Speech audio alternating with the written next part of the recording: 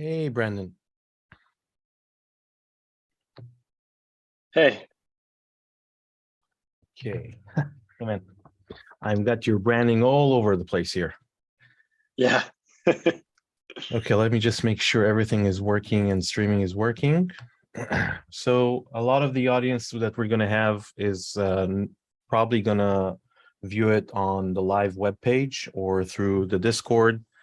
Okay. We're probably going to have some people joining in through the Zoom link, but it might be a small number. Either way, we're recording the whole thing, so we should be able to, later show it to everybody, etc. But I'll be here to ask questions at the end. If anybody's going to ask questions through the Discord, I'll forward them to you, etc. Okay. And yeah. And more lean on the code heavy stuff. Yeah. Yeah, our audience are developers, so they know how to code. They might not know how to code too much on Web3. So they might have some Solidity, some JavaScript. So you should assume that there is basic knowledge in Web3, but relatively advanced knowledge in programming. So it's not new developers; it's new Web3 developers. I guess I can spend more time on like how stuff works like architecturally, or I can spend more time looking at code. Do you think? Which do you think is more interesting? I think a little bit about the architecture at the beginning and then diving into the code to actually show like a hello world. I think that would be the most useful. Okay. I think we'll have time. I'll go through the presentation with like a small hello world, and then I think we'll have time to go into like a bigger like Sudoku or something. Wonderful. So, yeah, cool. Anything that works. Let me just make sure that the live feed is working. Let's see. Yeah, we're good to go. So let's wait one more minute, and while people are still joining, I can see them in the Discord. So let me just write down.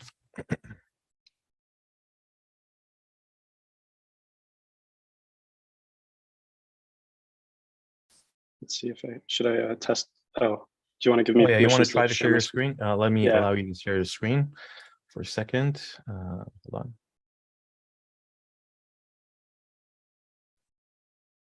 Yeah, that's a good point. Probably should allow you to share screen.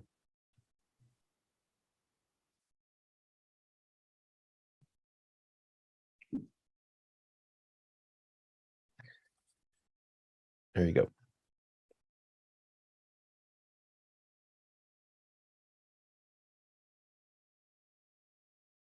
Okay, how does that, let me see, it's probably better if I do, oh shoot. Sorry. It's okay. You're in mobile settings? No, I'm just trying to configure this. Let's see. No, that's not good.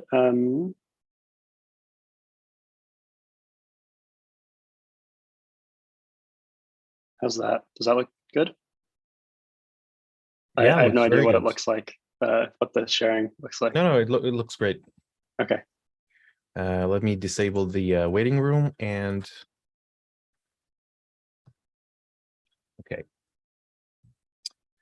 So as we have a few people starting to join the Discord, I can see a few people on the YouTubes, on the Twitters, on the internets, etc. Welcome, whoever is joining us today. Hi. Brandon, I'd like to welcome you to our humble Israel Web3 community. It's a relatively new community. A lot of developers are coming from the Web2 world with relatively little experience in Web3. Some of them, though, are very, very knowledgeable. I want to introduce Brandon. I got to meet Brandon face-to-face when he was here in Israel. What was it, a month or a couple of months ago? About 1 month ago. Yeah, that feels like a year ago. Like everything is moving so fast in this industry. As part of a tour that he was doing of Israel. And I got to learn a lot about zero knowledge and Snarky.js and the Mina Protocol, which I had no idea about before. So I thought it would be an amazing experience to get Brandon to explain to us about zero knowledge proofs, basically how Mina Protocol works, how to use it as a developer, and basically get us up to speed and maybe introduce us to this world. I think a lot of developers are coming from the kind of standard Solidity, Ethereum, EVM world. And I think most of the people that I've seen so far don't have a lot of knowledge about zero knowledge proofs and how that can help. So we look forward to hearing from you, and take it away. I'm gonna mute my screen so that we can see you. Okay, cool. Thank you. Yeah, so I'm Brandon. I work at O1 Labs. That's that logo in the corner. We are the what is the term? We help incubate the Mina protocol. So I've been working on Mina, or the pieces that eventually became Mina, for about 5 years. So I know a bunch of details and can answer a lot of questions. And recently I've been personally focused on Snarky.js and building out our smart contract system. So that's what we're going to talk about today. Cool. So I want to talk about Mina and zkApps. That's like our spin on dApps. Snarky.js, which is the programming language or library, depending on how you look at it, for writing these smart contracts. Then we're going to go over a hello world. And maybe we'll have time to go into like a bigger example too, depending on how questions go. Yeah, and we'll talk through questions. So Mina, okay. Before I talk about Mina and before I talk about zkApps, I'm just going to talk about other protocols. So other protocols, other layer ones have blockchains, and those blockchains grow. And all nodes in the network, in a typical cryptocurrency protocol like Ethereum or Bitcoin, they store every block. And as long as they're full nodes with full security in a fully decentralized network, they're going to store every single block. And as the network grows, as more transactions happen, as the network moves forward, the blockchain grows. So Bitcoin is over 400 gigabytes. Ethereum, like full Ethereum history, is much bigger than that. I don't even know what it is these days. More than 700 gigabytes after doing some pruning. And Mina, in contrast, is 22 kilobytes. This is precisely defined if you go to the Mina Protocol website. And there's a sentence about this, and then there's like a link to look at a detailed blog post. So I don't want to go into too much detail about sort of how we calculated 22 kilobytes, but just to give you a sense. So in Mina, like just like a typical cryptocurrency protocol, like there exists a blockchain, but in Mina, nodes in the network don't store the blockchain. They store a zero knowledge proof that stands in for the blockchain. And the zero knowledge proof says there exists a valid blockchain, but I don't know what it is, such that like the current state of the world is this. And the way that the network moves forward, the way that new blocks get added to the blockchain, is a new zero knowledge proof is created that like subsumes the prior zero knowledge proof. And then it's kind of like that animation there. So like a new block comes in, and we take another proof, and because of the nuances and interesting cryptography underneath, which I'm sure in this group a lot of you know a lot of details about, but it works. So we call this a succinct blockchain, a blockchain that's backed by like a single zero knowledge proof. You can also think of it like a roll up but it's a roll up sort of on the L1 layer. But maybe that helps some people who are familiar with that term. So yeah, and then the recursive snarks, the snark system that we have that we're about to launch on our hard fork, it's called Kimchi. So Kimchi is a proof system that is setupless, so there's no trusted setup. If you're familiar with Zcash, there's a ceremony for the original Zcash, and you have to have there's some trust assumptions there. There's none of that. It's efficient. It's very, very quick to verify proofs. And the interesting thing about Kimchi is it's extensible. And what that means is the thing that we're proving can change dynamically. And we're going to take advantage of that to write smart contracts. So yeah, and I should say Mina is a protocol that's on mainnet. It's been on mainnet for over a year. We have a succinct blockchain. It's still 22 kilobytes by the semantics that are defined on that website, and it will continue to be. But there's a version of Mina that lives on. Oh, hello.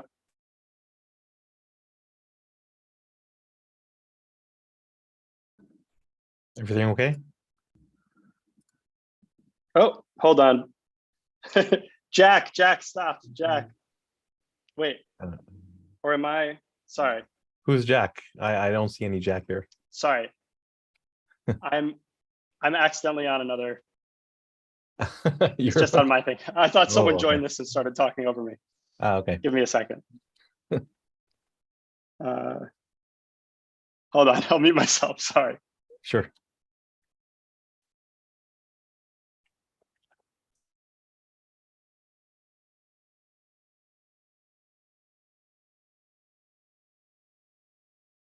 While we're waiting for Brandon, if anyone here will have questions for Brandon at the end, please, you can write them down in the chat, either here or on the Discord.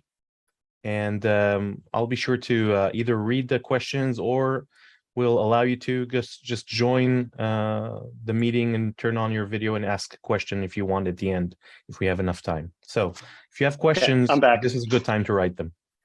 Okay, sorry, we're back. There was no problem. Maybe we can edit that out of the video.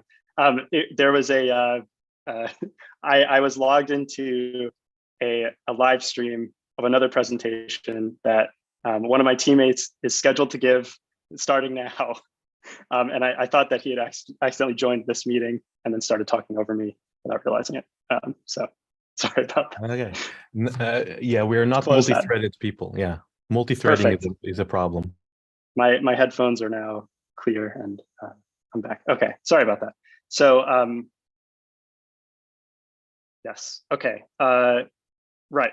So now I'm worried that my computer is. No, we can see your computer. You were talking about the snarks and the recursive snarks. Okay. Now I have a beach ball of death. So no. I can't change the slides. A lot of technical difficulties here. Okay, so while I'm stuck. Yeah, while you're restarting it, maybe people have a couple of questions. Yeah, I'm happy to take a question. I'll just restart Chrome. Sure. So the people who made it into the Zoom, if you have specific questions so far, or we just began, but if you have any, you can ask beginner questions, you can ask advanced questions for what we've covered so far. If you want to ask anything, you can open your webcam, open your microphone and ask a question. If you want, you can just write it in the chat. Okay, I see you, Tom is asking a question. You don't want to just open your webcam and ask. Okay. You mentioned similarity to zkApps. Is Mina also taking privacy into account, or are you focused on blockchain size? Yeah, so privacy is not present on the L1 by default, but you can implement it as a zkApp. So yeah, we use the same underlying zk-snark technology, or at least similar.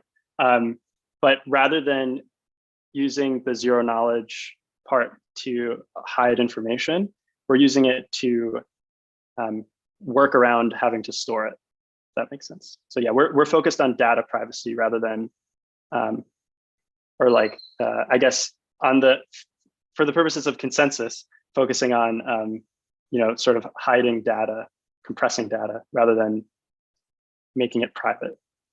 I don't know if that is helpful. Okay, Tom, you have to go like this if it's good, or if you have more questions. Yeah, no, it's great. It's great. Actually, if I can have another question, then so you mentioned that you have a trustless setup. Yes. And zkApps just upgraded their network to use Halo. Are you familiar with that? Yes, I am. Yes. So if you want more details of the Mina proof system. I'll throw out some words that some of you in the room might be familiar with while my browser's reloading.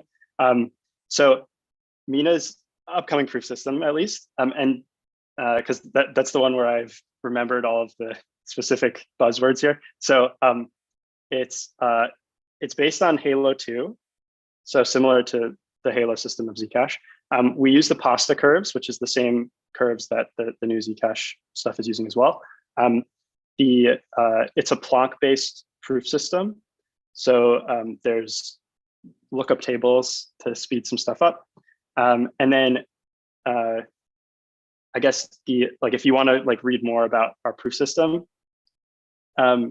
Pickles is the version that's on mainnet, and then Kimchi is this version that is about to be released. And everything in our proof system toolbox we name after pickled vegetables.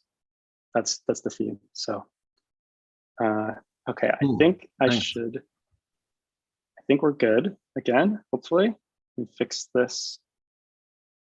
This is the most technical difficulty I've ever had this year. So sorry. Okay, get my head in the game. All right. So let me go back to where we were here. Okay. So anyway, I think we get the idea.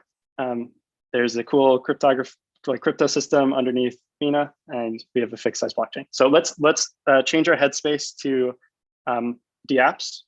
So if we think about Ethereum dApps, and this is typical of any of them really, any EVM based ones, or even Solana, etc.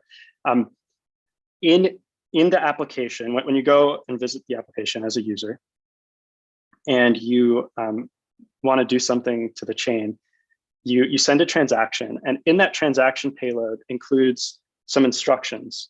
So and those instructions get sent to the network, and then every node on the network, in the case of Ethereum, runs every single instruction in that transaction payload. And moreover, even as new nodes join the Ethereum network, if they're catching up, they're re-executing every instruction that has ever been sent. So there's a couple of things going on here.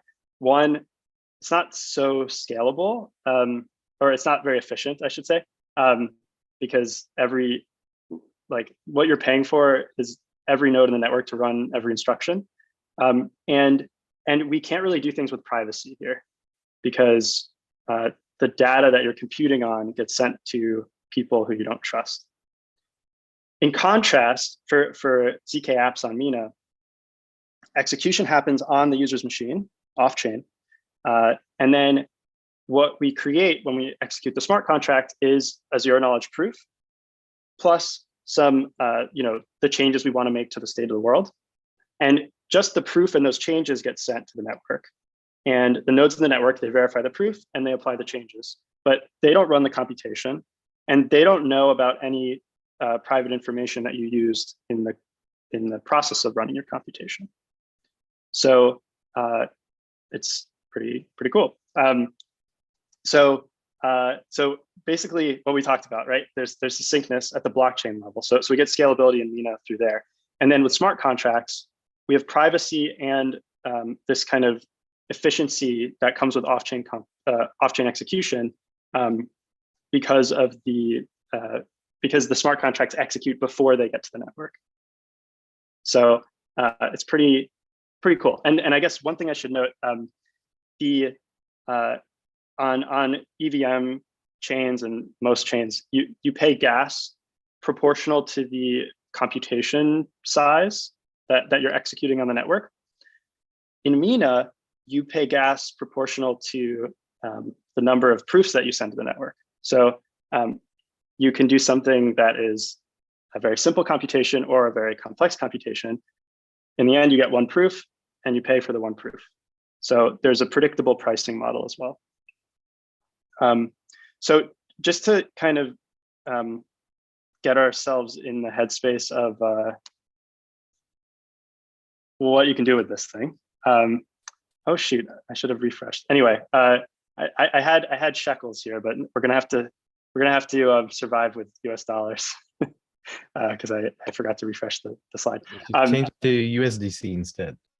Yeah, USDC. So, well, actually, in this case, it's US dollars, fiat. So let's say that I want to prove on chain that I have more than 5,000 US dollars in my real world bank account. I'll just pick an American bank, Chase, I don't know. So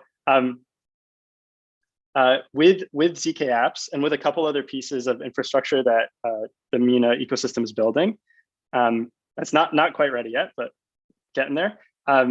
We can pull data from Web 2, so like your bank, and use like bootstrap off of the TLS signature, that like green padlock that you see when you visit a secure website in your browser, pull in information and create a proof that my bank attests to the fact that I have some amount of funds that I'm keeping private that is greater than $5,000.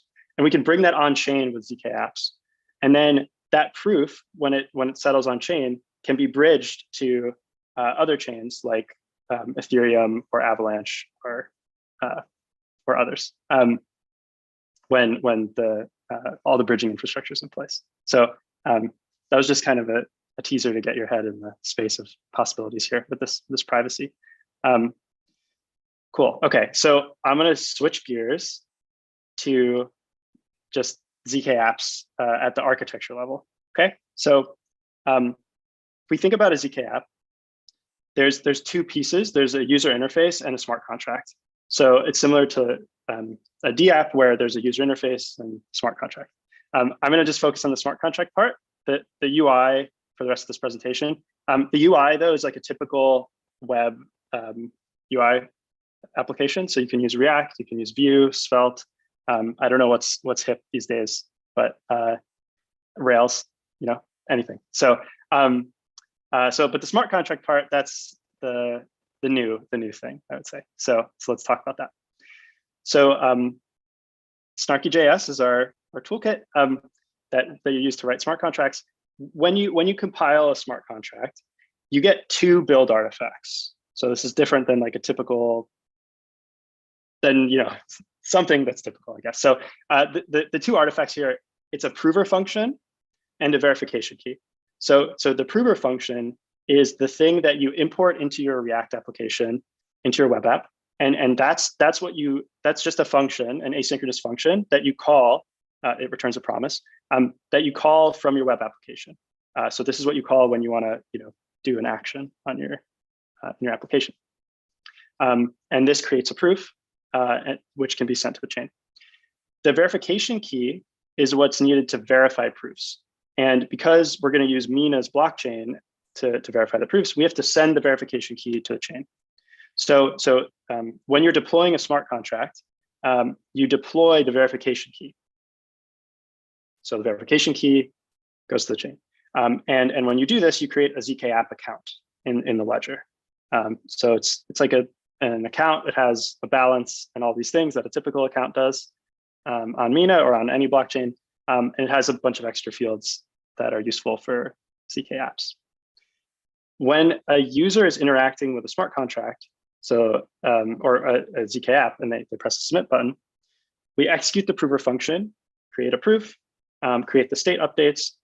This then gets packaged up in a transaction and can be handed off to a wallet like MetaMask, or in Mina, there's a browser wallet called Oro.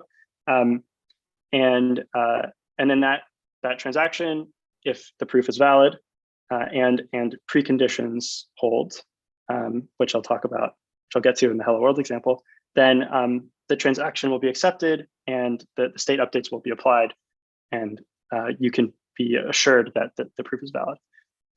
If the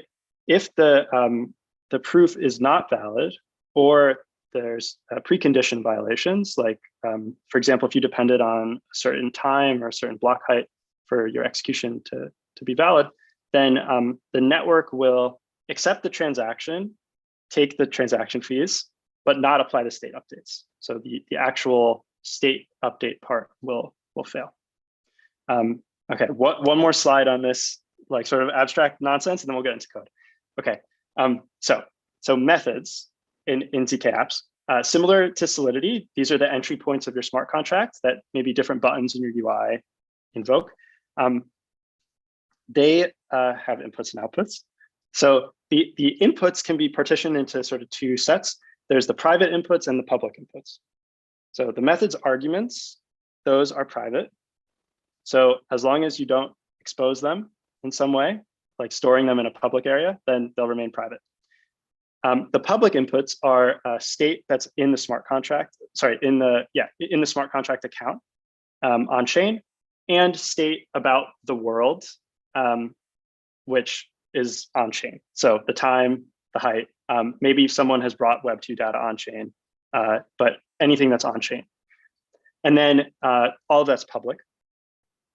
Then the method executes, and the outputs are, in addition to the proof, they're state updates about the smart contract state. Maybe we're going to store some piece of data, and then maybe we're going to change the world somehow. Like we're going to move assets around between two accounts.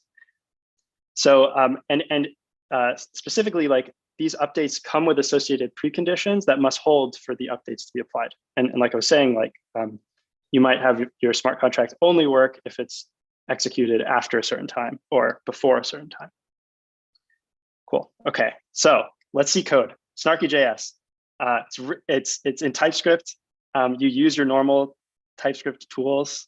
You can also use JavaScript, but we've spent more time on the TypeScript interface. NPM works, Prettier works, ESLint. Everything is typical. There's a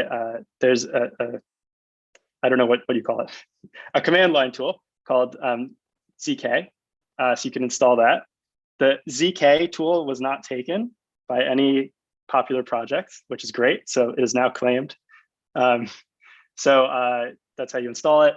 And this tool will help you like generate a project template, has examples, and it helps you deploy the smart contracts to the network, to testnet, to mainnet, et cetera. After we hard fork the mainnet, that will work. Cool. So let's go deeper. Let's see some code. Just to highlight, it runs in the browser because it's just TypeScript, just JavaScript. You can also run in Node.js. So you can do a server-side things. And as I said, use existing tools. I'm harping on this because if any of you have played with most Web3 tools, but Solidity feels a little bit like JavaScript, at least. If you've played with any zk programming tools, you may, if you're like me, wish that it was something that was more familiar looking. So a like big design decision that we made is to build on top of an existing popular programming language that already has good tooling, because that's what people already know. You already have to learn about zero knowledge proofs, so that's maybe enough. You don't have to learn a new programming language. Okay, so the base unit of data in zk programming is typically, and is for this proof system, is field elements. So field element is in Mina's proof system. It's a number that is it's actually a big prime number is the maximum, but it's really close to like a uint 256. So it's very close to that. So when you're programming in a typical like Web2 or backend environment, you might use like JavaScript's weird, but if you're programming on in a typical programming language, you'll use like a 32-bit integer or 64-bit integer because that's what your CPU understands. The CPU for zero knowledge proofs understands 256-bit or almost 256-bit numbers as this primitive. So and this is the field type with a capital F in Snarky.js. So just like a bunch of random basic things. Snarky.js comes with field, which is like int, bool. There are the typical like uint32, uint64, signed integers, etc. But those are like built on top of field. Everything's built on top of field. There's other cryptographic primitives that might be useful. And functions in Snarky.js are TypeScript functions. So that's that first code example there. It's just a function. So this is a function that takes a field element, it adds 1 to it, and then it multiplies it by 2. And we return a field element. The data is typical TypeScript data. So classes, JavaScript objects, arrays, just typical TypeScript, JavaScript data. Just a nuance here, like field elements are not JavaScript numbers. So so like that second example there, like integer or numeric literals in JavaScript need to be wrapped in a field package. But we have syntactic sugar like when it can be inferred. So in the case of that function, for example, the syntactic sugar, makes it so you don't have to say new field of 1 when you're adding. So, okay. Hello world. Let's do it. All right. So we're going to write a smart contract with a single state variable called x. And we're going to have a single method, a single entry point called update that's going to let us replace x with its square. And we're only going to be allowed to do this if we control a secret private key that's like an administrator private key. Okay. So for example, we can deploy the contract, let's say with the start state of 3. And if we supply the admin key and 9, then this proof and the updates will be accepted on chain. And now x will have 9 as its value.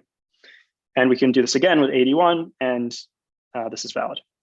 Now, if someone gives 9 and then someone tries to update without passing 81, well, the proof will just not be generated if you're using the proper tools. And if you try and break the system and you send an arbitrary binary payload, then the network will not accept your proof because verification will fail.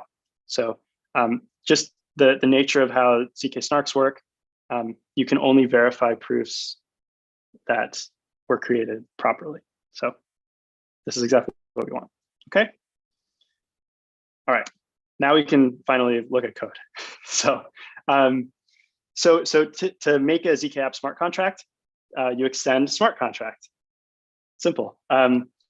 For state, on-chain state, you make a class level field and you use a decorator. So decorators in TypeScript aren't very widely used, but they're interesting because they let us abstract away a bunch of complicated nonsense under the hood. So unfortunately, you have to repeat yourself a couple times here. It's like reminiscent of Java programming, if anyone is familiar with that. But trust me, it's much nicer this way than the alternative. So this is declaring x as a state of type field, and you can build on-chain state out of anything that you can build out of field elements. And if we have time, I'll show a more advanced example of this. Cool. Okay. So now we're going to say what happens when we deploy the smart contract. Okay. So we override a deploy method on the class and call super. And then the first thing we do is we say this.x, so we get a handle to that state variable, and then we set it to 3. And the mental model you should have here is x does not actually equal 3 in the universe at this moment when this code is executing, because the code's executing off chain, and x will equal 3 on chain. So what this.x.set3 does is it adds to the list of updates that get sent to the chain, change x's value to 3. Okay. The second thing we do is we're going to store the admin public key in an interesting way. We can store it in on-chain state, but I just wanted to show like another feature of zkApps. We're going to well, it turns out accounts on Mina, they have this delegate field. It's used as part of staking. We're not going to actually use the delegate field for its purpose in our smart contract. So we can just use it as some extra state. And it turns out it's exactly the shape of a public key. So we want to store a public key. So let's just store it in the delegate field. And that's what this, this invocation does. It's maybe something that we'll have to like clean the API a little bit, but this is how you do it right now. Okay, so now the admin key is set up. We don't want to reveal the private key, right? So this is just the public key, and X is 3. Now we're going to implement the actual method, the entry point. So to write an on-chain smart contract method, or an entry point, I guess, you write a method that has the @method decorator in front of it. Okay, so each of these can have their own logic, similar to Solidity methods, if you're familiar with that. But just think of it like a function or a method in TypeScript. And arguments to the method, those are private. So arguments are private and state is public. That is, the exception being, if we like obfuscate the thing that we want to store before we store it publicly, then, well, it's still private. Or if we have something that comes in as private, but then we store it publicly, then now it's public. So in this case, the first argument here, squared, this is the next state in the execution here. So X starts at 3, let's say it's 9. And then the first thing we do is we get X's value from the universe, the current state. And then we assert that the square of X dot square, is equals to the squared input, the argument there. Now this assert equals, it's not a debug function. It's a function that does something. It introduces a constraint to your zero knowledge proof. So we're saying only accept inputs, this private input, if it can satisfy the constraint that X squared equals this value.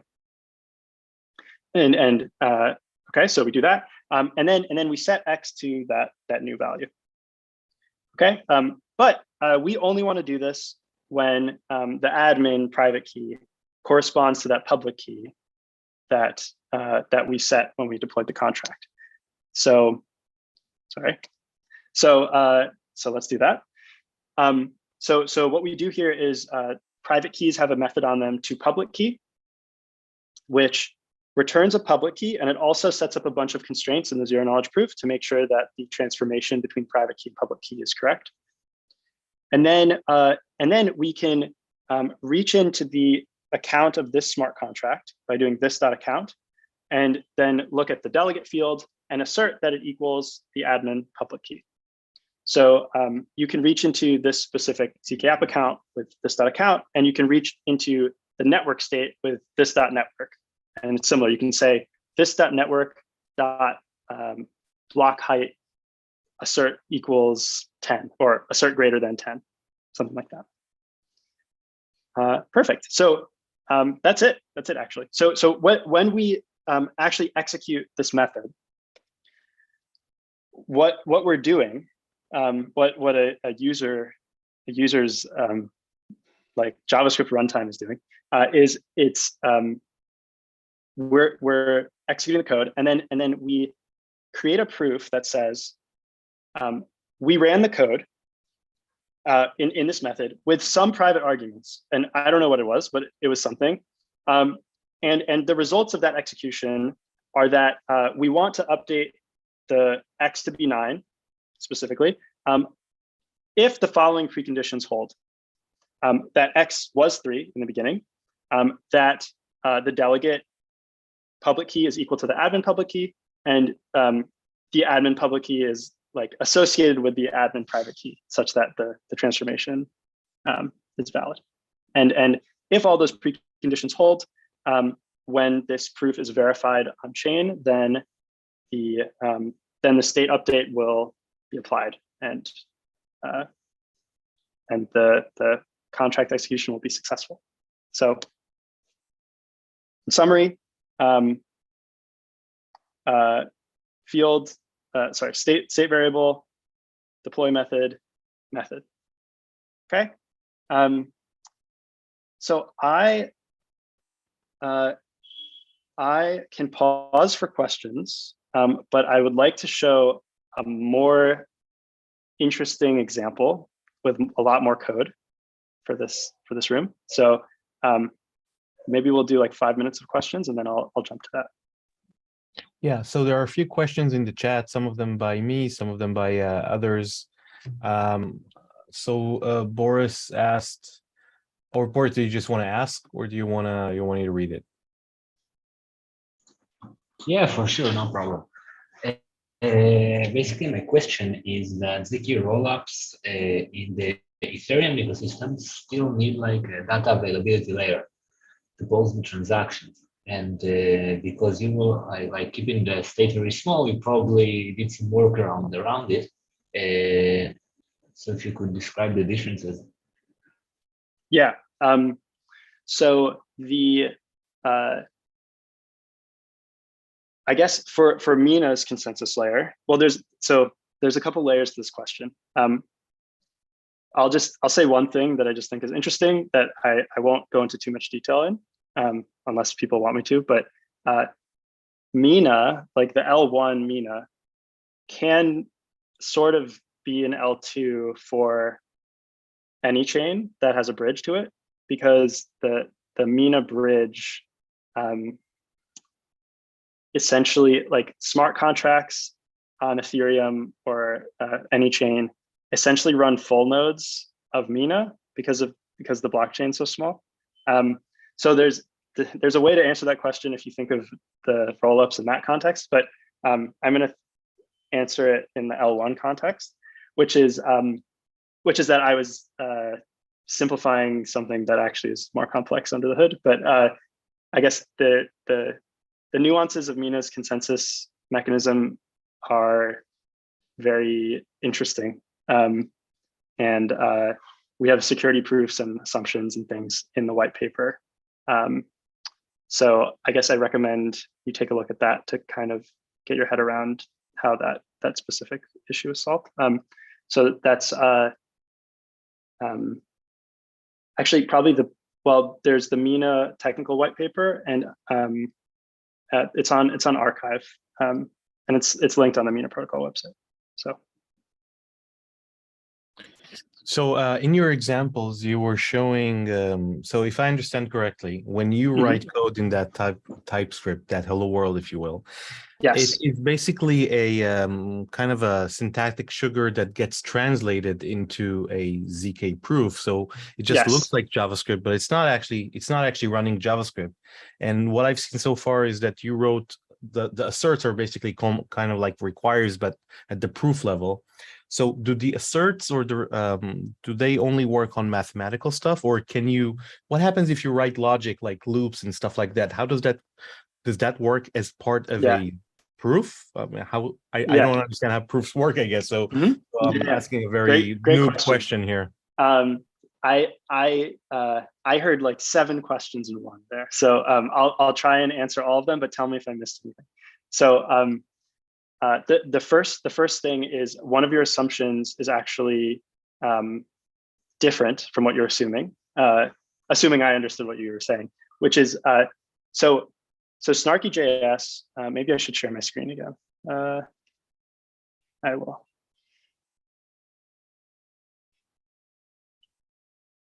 Okay. So so actually you are executing TypeScript. So this is TypeScript. It runs in V8, like in your browser's JavaScript runtime, or in Node.js. And what we create in the end, so you're also right that we're constructing a zero-knowledge proof object, or rather, we're constructing instructions to create a zero-knowledge proof object. So the JavaScript runtime, like all these methods here, when we call an assert, when we set, when we do other sorts of things, you can think of it as like appending. I don't know. We're constructing a small data structure that gets fed into a WebAssembly like Rust proof creator thing. But that data structure is like metaphorically like assembly language. So you don't want to write assembly language. You want to write something that's a bit higher level. And I guess in some ways, like, I mean, it's hard to say like what is a compiler and what's not a compiler. But this is just TypeScript. Yeah. So I guess what you're saying is that as you're so it does run in the browser and it generates a data structure. So you're translating it into a declarative set of assumptions that are then static in nature. They don't actually execute. They get fed into into a machine that converts the static specifications of. You can think of it like a series of assertions, essentially, like a series of constraints that gets fed into this cryptography black box function that outputs a proof object, like some binary data that you can serialize and send around. But then does that mean that does it work on dynamic information? So example, if you have an unknown list amount in a list and you loop over it and you generate assumptions to a proof, what happens if you get 4 but you only generate 3 assert equals because originally you only got 3? Or does that make or you have to assert that does make sense. Amount? Yes. So I should have had an example of this in the slides, but I will show it in the code that I show in a moment. So yes, every execution must be static. So in the sense that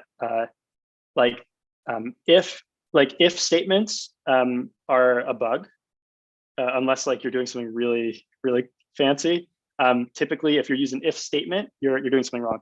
But you can use an if combinator, like an if function that has a condition, a then branch, and an else branch, and that will morally do the same thing.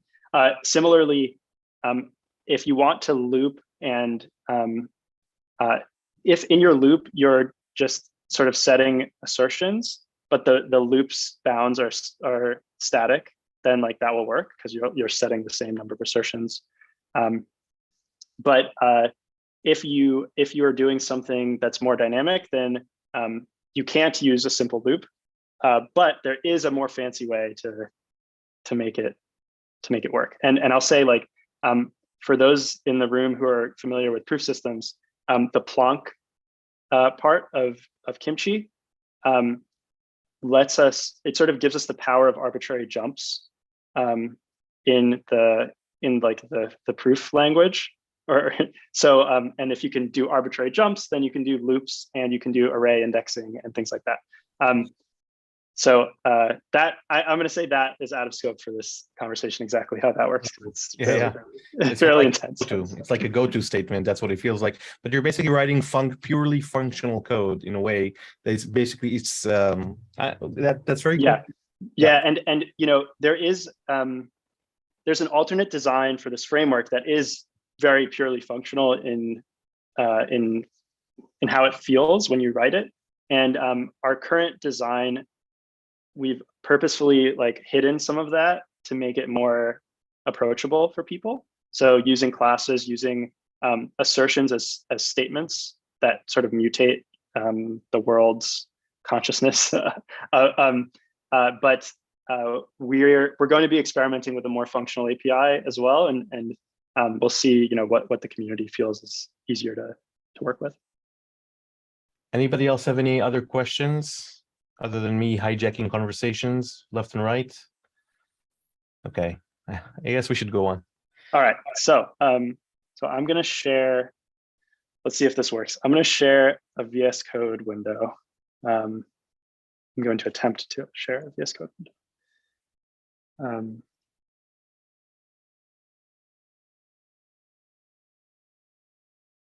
Okay, I think it works. Yeah. Yeah. Is this a good Zoom level? Wonderful. All right, perfect. Okay, so this is a Sudoku example. So the idea here is, and there's a UI for this somewhere, but I don't have it. I don't have it checked out. But the idea is one person deploys a Sudoku problem to the chain with, so I guess I should show Sudoku. All right, so Sudoku is this game where there's a bunch of numbers and holes. And I wish I shared my Chrome window first. So bear with me. But anyway, there's a bunch of numbers and there's holes, and it's a puzzle. And to solve the puzzle, and it's a 3 by 3 by 3 matrix, the puzzle. And in order to solve it, you must fill in all the holes. And the rules are that you can only use numbers 0, or it's 1, right? 1 through 9 once in every 3 by 3 matrix dimension, I guess, in every like cube. Hopefully, you know what? I'm just going to show a picture of this because this example is going to be way too confusing if you don't know what Sudoku is. I think everybody knows what Sudoku is. I think it's very common here. All right. Yeah. Then you can always show a won't picture. You're right. It's just more likely to mess up to have more technical difficulty. So, all right. I hope you all know what it is. Okay. So we're going to write a smart contract that when we deploy it, we're going to deploy a specific problem statement of a Sudoku question. And then the method, the entry point to the smart contract for users is going to be a solution to Sudoku. And we're going to hide with zero knowledge the actual details of the solution. And we're just going to reveal if that solution was valid or not. Okay. I'm going to just pause to make sure there's not a question about this, because there's going to be a lot of code and I don't want to confuse people. Okay. All right. I'm going. So so there's imports. This is just from the snarky.js library. There's this annoying thing about the way that our backend works, that you have to await this this promise before you can do anything, before you can set up different smart contracts. So we'll try and work on getting rid of that dependency. But right now, there's like web workers and WebAssembly, and there's like WebAssembly from Rust and WebAssembly from OCaml, and it's like a crazy backend. So you just put that at the top. And now I'm going to show an example of sort of defining a composite data structure out of field elements. Okay, so the Sudoku board, we're going to store it as a 2 by 2 matrix instead. So rather than a 3 by 3 by 3. But here there's this matrix prop attribute. You give it a type and the length and height and width, and then you get an array of field elements that behaves like a primitive. Okay. Can I ask what is a circuit value? Yes. So a circuit value is a poor name, and I would like, and yeah, probably the name is going to be different the next time you look at this library, because I don't like using circuit anymore. But circuit value is something that the proof system understands in some way. So, for example, you can store circuit values as state on chain, and you can do other things with the proof system when it's a circuit value. And essentially, like the circuit value class doesn't really help to look at that. But essentially, it's defining something that's built out of field elements. So this is like syntactic sugar, but you can you can implement this with like 2 field elements, and then like from field elements.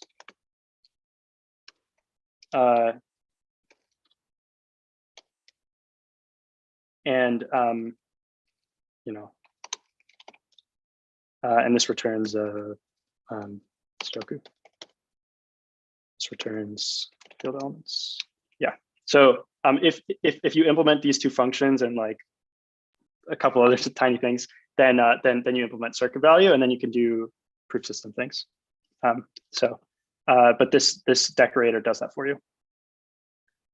So yeah, I don't know a good name. Well, this name will probably change.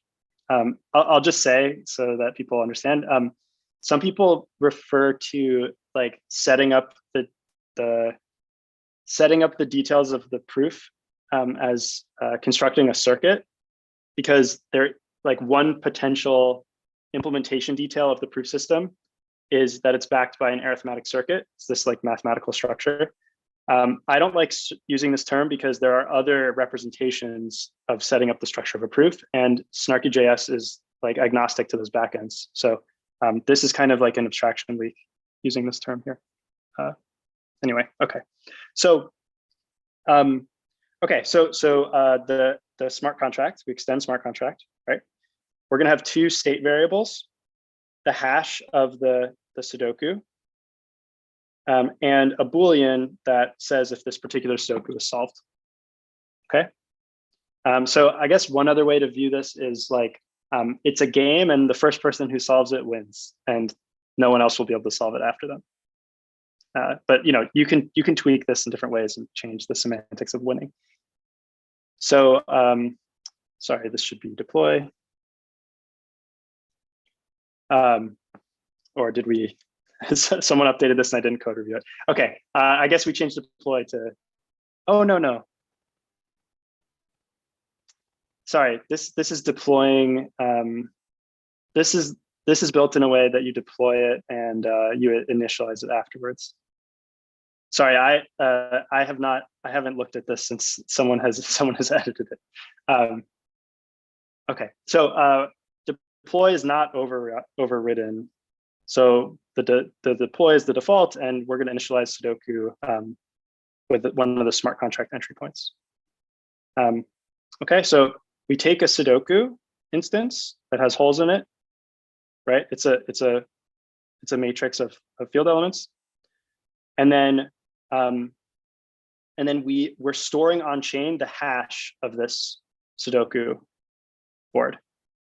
Okay, and we're going to use this hash in our smart contract later, and then we're going to store solved to false. All right, cool. So the submit solution. All right, so we give it the problem statement board and the solution board. Okay, so this one has holes in it, and this one has no holes in it.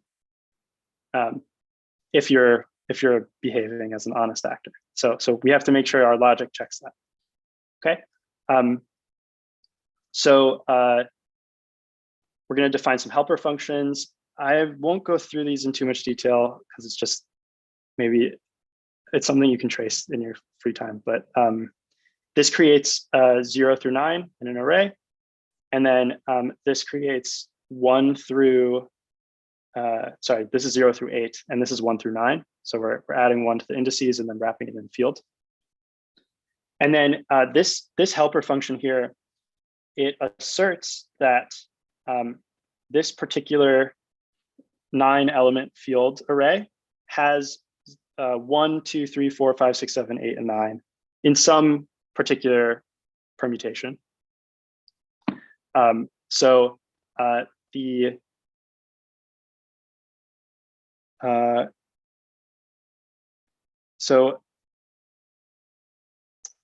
let's see. I don't want to go through all the details here, but the important thing is like this is an example of something that we can't easily write in a for loop, and we have to use like map and reduce or or with a for loop, you'd have to use a lot of mutation, because we're trying to construct like this sort of compound Boolean statement. And then we only want to make one assertion at the end. So we could like have we could do this with a lot of different Boolean assertions, but that's actually a lot less efficient than like taking all of our Booleans, anding them and oring them, and then asserting that the result is true.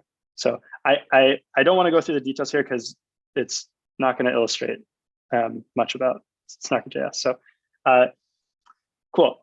So checking all the rows, we can call our helper on the rows. We can call our helper on the columns. And then this is like the Z dimension. But because we've implemented it as a 9x9, the math here is a little bit, the indices math is a little frustrating. So so this makes sure that like these three sections here make sure that all of those areas have 1 through 9 in them. Okay. And then we want to check that like we actually solved the problem that we started with. So so to do that, we for each of the cells, we want to check that either it was 0, like it was empty, or it had the same value as the solution has.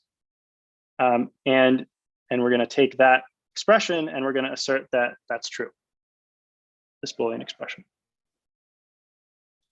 Okay, finally, we want to make sure that this Sudoku that you're solving is the one that we actually set in the state. So we have to get it from the state. And then we check that the hash of this Sudoku that we're using again in our contract execution is equal to the hash of the thing that we stored on the chain. And if we do all those things, then and you believe that we actually checked all the constraints, that's an important thing when you're writing a zero knowledge proof smart contract. You want to make sure that you've asserted all the things that need to be asserted. Then we can set is solved to true, and we're done. And then I can go over testing and all these things in a moment if people want to see that. But yes, I'll pause. Anybody have any questions other than myself? Fine, I'll ask it since everybody's very shy today. It's very, very Israeli of everybody. So I just want to make sure everything you just wrote here, and it gets translated into basically a static object, if you will, that gets, for lack of other words, fed to a proof that is then checked basically on like a functional piece of code. Is that correct? When we execute this, we're constructing our data structure. And at the end of the function call, we have this sort of data structure that gets fed to the proof system black box. And that function turns this like static representation of all these assertions about how the world should look into a proof object. And that proof object we can call in a version of Snarky.js that's going to be released in like a week or two. You can actually get a handle to this proof object in Snarky.js, and you can call verify on it in Snarky.js and verify it locally. But in the current release version, you can verify it by the chain. So you have a proof object, you can then send it to the chain and the chain will verify it. Does that help?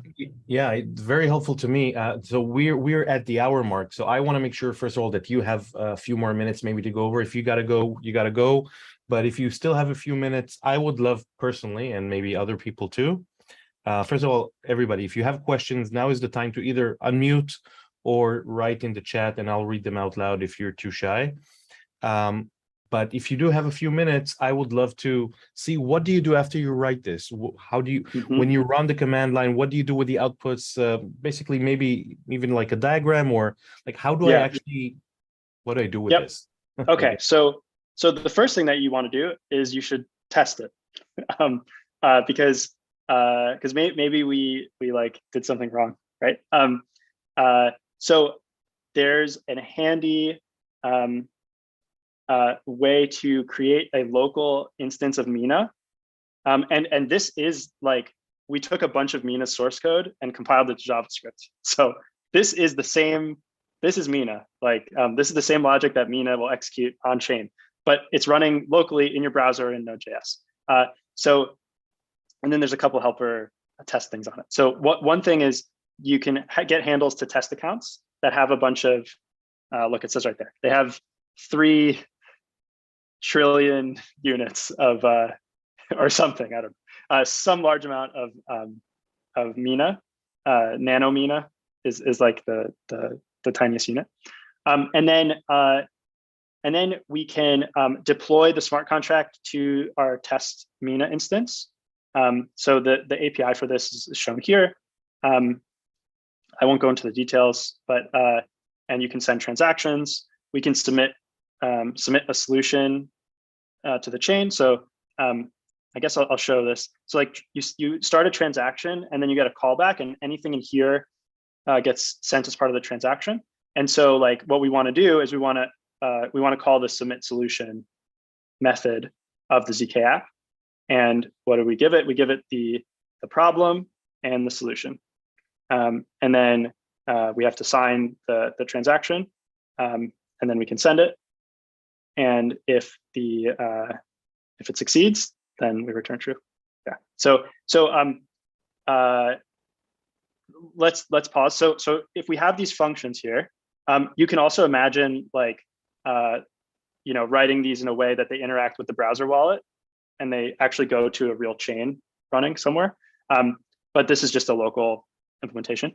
Now we can export these functions, and we can export these functions and then import them from a React application, and then on click on a button press, for example, or in a jest test for those that are familiar with JavaScript. In a test, we can write a test that calls deploy or calls submit solution, and then assert things in test land or connect it to a user interface. Yeah, does that help get the picture? Yeah, so you get so basically when you're writing this, you're basically exporting an npm package. You're creating your own npm package. Yes. Yeah, sorry, I should have said that. Yes. And then you can import it into a user interface and just use it. Okay, so where's the other part? So I have this front end part that I use. What do I do with the other part? The other part. Oh, I guess so. The deploy, typically you'll do that from the CLI.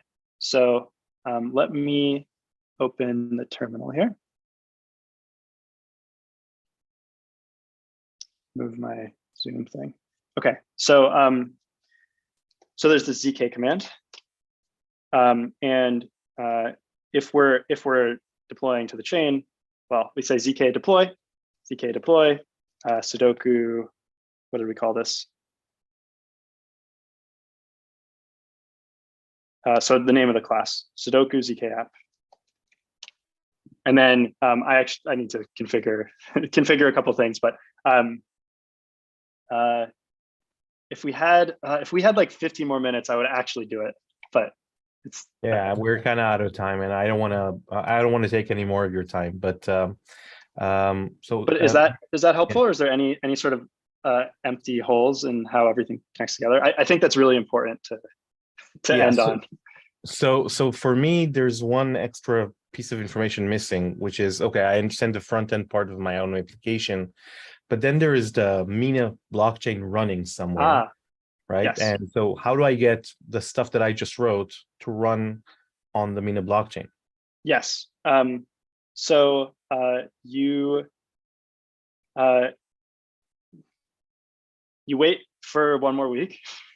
I mean, well, or you have to like dig into the guts of the library because there's not a super clean API exported by the wallet yet.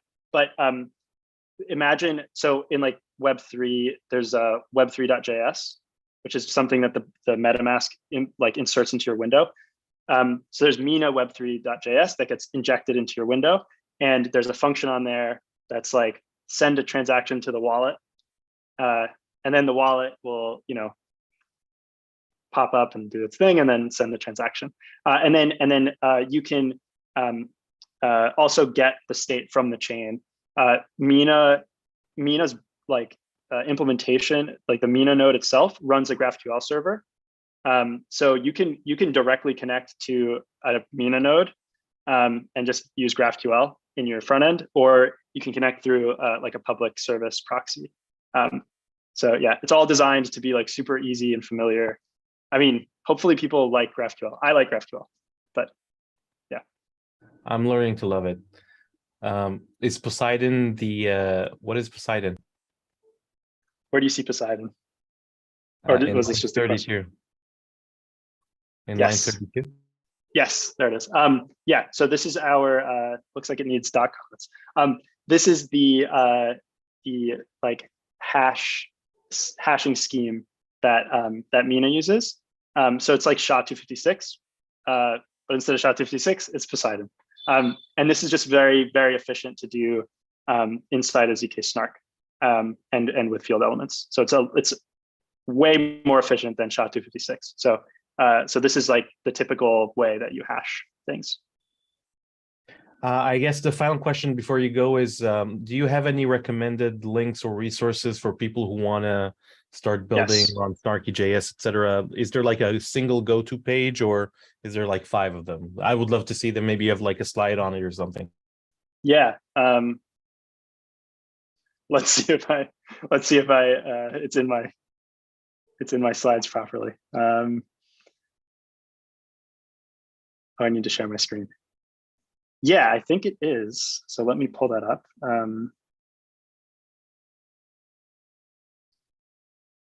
Okay. Here's the answer to your question. Oh shoot. So the link there, the docs link, is a good kind of starting point.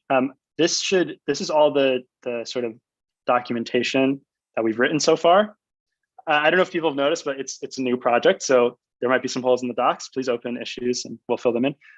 There's also a bunch of blog posts that we're actively posting this week. This is actually kind of a Snarky.js week for us. So there's a couple of other presentations going on. You can keep an eye out for those. You can join our Discord. There's a channel for zkApps developers where you can just ask things, and the developers of Snarky.js hang out in there. And you can look at GitHub, Twitter. Yes, but I guess the docs link is a good landing page. Oh, there's one last question in the chat. I'm sorry, but it's kind of a good generic question to end on this, I think. Sure. So what type of applications or category of applications do you expect people to build on? Yes. So is it banking application? What do you see? Like, what's the killer app use case in this case for? Yeah, there's. I will answer this in a way that might be not well appreciated, but I see this technology as opening like an entire new way of building applications. And in the same way that like the internet opened a new way of building applications, and like who knew that YouTube was the killer use case, or like social networks, or like Zoom, like all of them are, and no one could have predicted it 50 years ago. Yeah, so like I have a bunch of ideas of like what could be the thing that is the first killer product, but there's so many possibilities for what this could be. There's so many super cool things. So I'll iterate through a couple of them. So anything with privacy, and privacy, I think it's probably well appreciated in Israel. It's appreciated in many European countries, and not really America yet, but like yeah. So banking, like hiding financial information that you don't want to share, like maybe you want to share like specific details about certain financial information. You can connect to existing DeFi applications and enhance them with a little bit of privacy. That's sort of one category. you could do something with private data about, let's say, your health information as well. So your genome, you could say like, as asserted by the company that sequenced my genome, my DNA doesn't have this particular sequence of genes or ACTCG such that I don't have this trait. So give me a better rate on my insurance policy, something like that. So there's that kind of thing. You can use recursive zk snarks to do crazy stuff like games. So you can make a game, a multiplayer game, where the entire game sort of happens in a P2P setting and then only settles on chain after it's done. So you could have like each person take a turn, they create their next zero knowledge proof, and then they pass off that proof to the next player, and the next player does the next step and makes another proof, and you can go back and forth until the game's over. So I think games are going to be really, really interesting, and they're going to feel different on Mina than on any other blockchain. Anyway, sorry, I could keep going for like 20 minutes, but there's a lot of stuff you can do. That sounds amazing. I really appreciate all that insight. So is there like a wallet that we can install today if we wanted to start our own ZK wallet, Yes. etc.? Is that also on the website there, or do we have to go to somewhere? Everything will be in the docs. So right now, let's be really clear about what is the current state and what's coming soon, etc. So what I showed you works. You can npm install it and play with it. You can play with it with the local blockchain instance. You can play with it with proof generation turned off. You can play with it with proof generation turned on. It's a little bit slower with proof generation turned on because there's a lot of number crunching going on. There's a couple of performance optimizations we want to do to make the proof generation part a little bit faster. We have working prototypes of connecting to the wallet and sending transactions to the chain. And if you like dig through our GitHub and different branches, you can get it to work. But it's not well documented. It's all these things. So that will come in the next week or two or three. A well documented and like a new release that sort of shows that very clearly. So if you try it before then don't try. I would recommend not trying to submit to the chain yet. If you wait 1 or 2 or 3 weeks, then you'll be able to submit to testnet and play with it. This is not on mainnet yet. There is a hard fork that needs to happen. The hard fork, there will be an incentivized testnet soon that needs to happen, and then the hard fork can happen. During that incentivized testnet, you all can participate. There will be challenges to create zkApps. You will win points. The points will be converted into something that I'm not allowed to say, but use your imagination. Might be worth your time. And it'll be a great way to learn things. And then you'll be set up for when the hard fork happens that you'll be an expert on making these things and you'll be able to release things quickly. So to answer your question, the browser wallet right now, like you probably shouldn't interact with it for a couple of weeks. And yeah.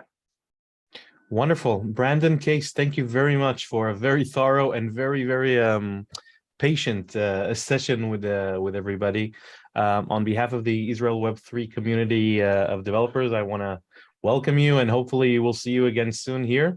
To everybody else who's watching, this is recorded, so you can watch this and other recordings of other meetups at israelweb3.com. And Brandon, you'll always be our guest here whenever you come in. Thank you so much. And thank you for putting up with thank you for inviting me and having me, but thank you for putting up with my accident with like being in a separate presentation at the same time.